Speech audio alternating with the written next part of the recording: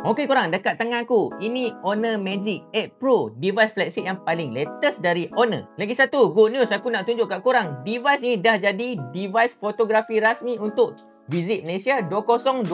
Aku dapat katakan ini news bukan main-main sebab ini dah semestinya membuktikan dia punya kamera performance dia bukan main-main. Number one, aku punya first impression. Bila aku first time pegang, aku boleh terasa solidnya. And dia punya design dia memang nampak sangat premium. And sedap mata memandang bagi aku sebab dari jauh pun kalau korang tengok macam wow. So, dekat tangan aku ni warna hitam. So, basically untuk someone yang memang sangat suka minimalist, at the same time nampak exclusivity kat situ, device ni one of the best feeling and best looking device yang aku pernah tengok setakat ni. Number one, bila pegang dia rasa lebih nipis, lebih ringan dan lebih selesa bila korang genggam, especially untuk ambil gambar. Lagi satu, bila korang tengok dia punya lengkung kat skrin tu, dia tak terlalu melengkung sangat. At the same time dia just nice. Dia lebih selesa untuk korang pegang. Lagi satu pula, bila korang tengok kat belakang, korang akan perasan ada design ikonik Honor dengan tulisan AI image kat belakang.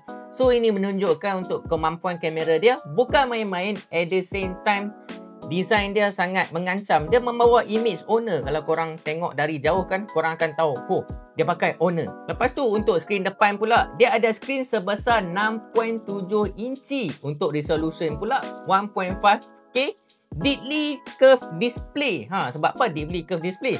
Kalau korang tengok secara dekat-dekat, dia ada curve display di situ.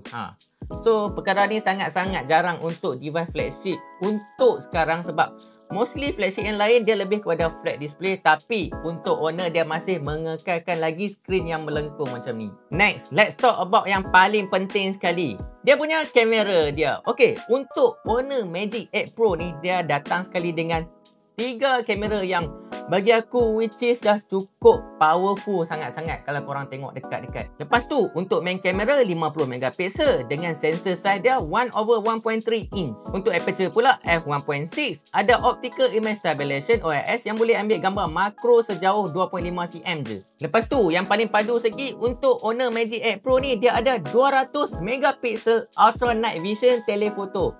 Maksudnya, let's say kalau korang ada dekat pada waktu malam ataupun nak ambil gambar yang jauh-jauh, dia bukan setakat ada resolution yang besar, 200 megapiksel. But dia juga ada night vision telephoto tu yang boleh enhance lagi gambar malam korang bagi jadi sangat wow gitu. Lepas tu untuk telephoto dia juga, dia pakai lens yang sebesar 1/1.4 inci, antara yang paling besar untuk telephoto. Lepas tu aperture f2.6 dengan stabilization CIPA 5.5. Let's say yang tak faham, let's say kalau korang zoom sampai 10 kali, let's say kalau tangan korang bergegar-gegar pun tak jadi masalah. Stabilization dia akan make sure gambar kekal sharp. Lepas tu let's talk about ultra wide pula. Okay, untuk lens ultra wide dia support 50 megapiksel dengan field of view dia 122 degree. Bagi aku sangat luas betul. Lepas tu untuk kamera depan pula, dia ada 50 megapiksel dengan 3D depth sensor. So apa gunanya 3D depth sensor dekat kamera depan ni? Dia berguna untuk let's say kalau korang nak unlock phone, dia jadi lebih cepat. Dia akan 3D scan muka korang so that even kalau korang tak pakai cap jari pun, guna muka dia lebih cepat nak unlock sebab dia scan muka korang guna 3D depth sensor. Tapi dari segi kamera dalam banyak-banyak, of course yang menjadi highlight kepada phone ni 200 megapiksel sensor tu. So which is sangat-sangatlah besar, especially kalau korang zoom jauh-jauh. Maksudnya let's say kalau korang guna kamera dari Honor Magic 8 Pro ni, let's say kalau korang zoom sampai 10 kali, dia akan keluar logo AI Ultra Clear yang korang boleh on, and bila korang snap gambar sampailah 100 kali, dia akan guna AI dari Honor ni untuk enhance lagi gambar and bagi dia jadi super sharp.